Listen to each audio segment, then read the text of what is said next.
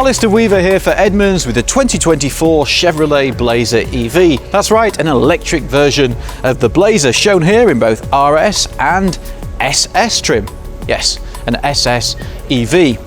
This is Chevy's answer to the Mustang Mach-E and the Tesla Model Y, and it goes on sale next year, priced from around 50 to 70 grand. Now before we get into it proper, there's something important to call out. This is a ground-up EV based on entirely new hardware, shared in part with the forthcoming Silverado EV truck. It's not just a traditional SUV with an electric motor. In other words, this Blazer has nothing in common with the gas-powered SUV of the same name, and that's no bad thing. The current Blazer is certainly not one of our favourite SUVs. Honestly, it's more of a flicker than a blaze. So what of this brave new dawn? There's certainly lots of choice, from an entry-level 1LT to the flagship SS that'll do battle with the Model Y Performance and the Mach-E GT. This is also offered with a choice of front, rear or all-wheel drive. Seriously, you can choose whether you want to be pushed or pulled. So what do you think of the exterior? Well, the first thing to note is this is a big vehicle. It's a full 6 inches longer than a Mach-E and 4 inches wider, and there's a lot of extra room in the wheelbase as well, which pays dividends inside, and we'll take a look at that in a minute. There's also going to be a lot of differentiation between the different trims. As you can see, the RS is a lot less aggressive, as you might expect, than the SS, and the LT models will be more sober too. Now, Chevy's tried to draw on some of the heritage, but they haven't gone too far with that. And overall, I think this is a really handsome car. It doesn't look too EV.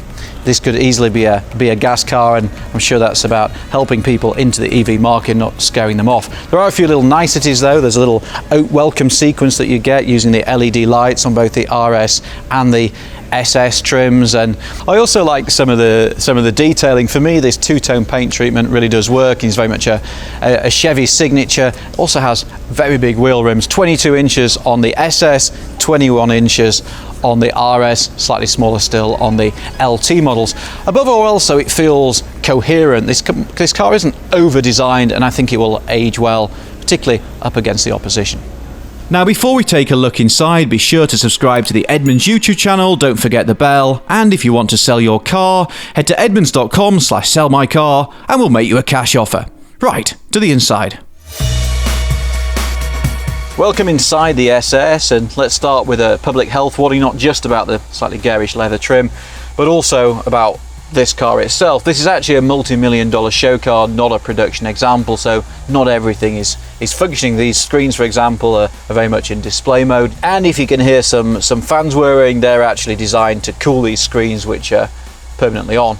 Let's talk about these screens, which are obviously the big talking point of the interior. This one here measures 17.7 inches, and that combines with another digital dash in front of you. That's 11 inches. Rumour has it that one of these is actually 8K, but we're not sure which. Probably that one, to be honest. These technologies shared with the forthcoming Silverado EV, and we expect it to feature on all of GM's EV products. And we really like some of the tech here. The graphics look great, everything's pin sharp, and you can have Android Auto and Apple CarPlay wirelessly, which is something, of course, that you don't get in the Tesla.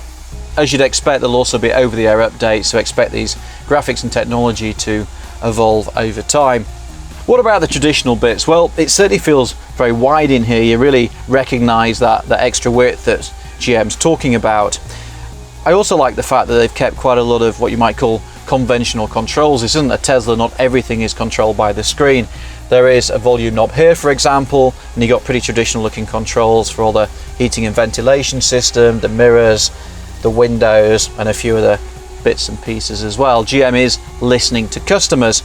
There's also plenty of storage space, bin here, additional bins in the doors, decent glove box, and there's plenty of room for people of different shapes and sizes. And on production versions, of course, this wheel will move up and down and fore and aft. Quality wise, it's kind of difficult to say too much because this is a show car, but at least on the surface it doesn't feel quite a match for luxury rivals like the Genesis GV60, which, to be honest, has a fantastic interior. It does though feel a bit more homely and cozy than the kind of fairly Spartan aesthetics of both the Mach-E and particularly the Tesla Model Y.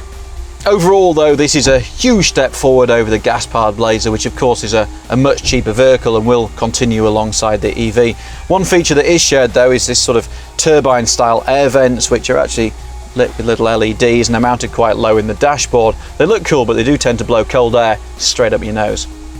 This is a big vehicle. You can really feel that length and the super long wheelbase here in the rear.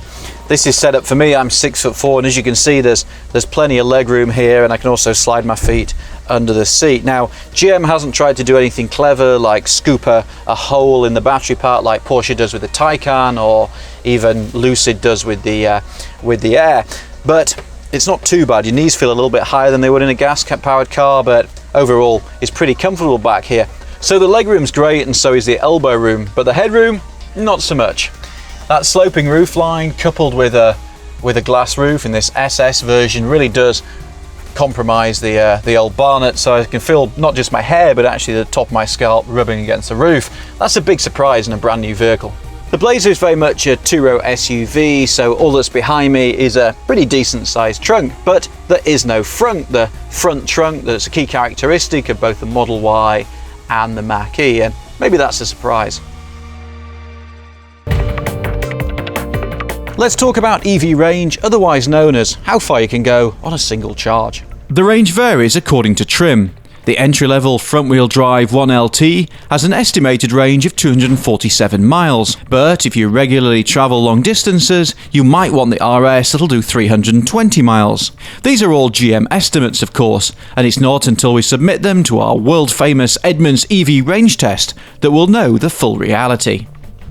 Charging. Well, you'll want to charge from home, but if you are on a road trip to see Aunt Annie, you can recharge the Blazer at a fast charger up to 190 kilowatts. Now that's good, but by no means class leading. If you like the look of those shiny new 350 kilowatt chargers, well, you can't use them, or at least not yet, not unless GM does some updates. Now, we've said this before and we'll no doubt say it again, Tesla's own supercharging system is still far better than anything else on the market. Will that change with time? Probably, but not just yet. Chevy isn't saying too much about the performance of the lesser variants of the Blazer, but they are playing a game of top trumps with the flagship SS. This will have 557 horsepower and 648 pounds-feet of torque, which is a big dollop more than the rival Mach-E GT. It will also have a wide open watts or wow mode that it will share with the Hummer EV, and that should help it from 0 to 60 in under 4 seconds. Enough to scare the dog.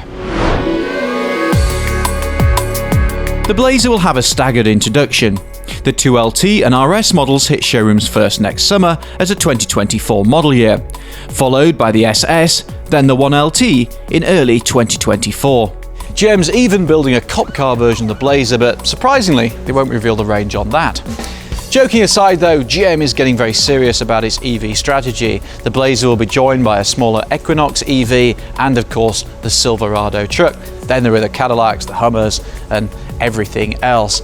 And there is genuine interest. The Mustang Mach-E is currently one of the most researched vehicles on Edmunds, with the Tesla Model Y not too far behind. Ford can't build a Mustang Mach-E fast enough, and that's not just a function of the chip shortage, it's also about consumer demand. The Blazer enters a tough market against some tough, talented competition, but from what we've seen, it does bring some firepower.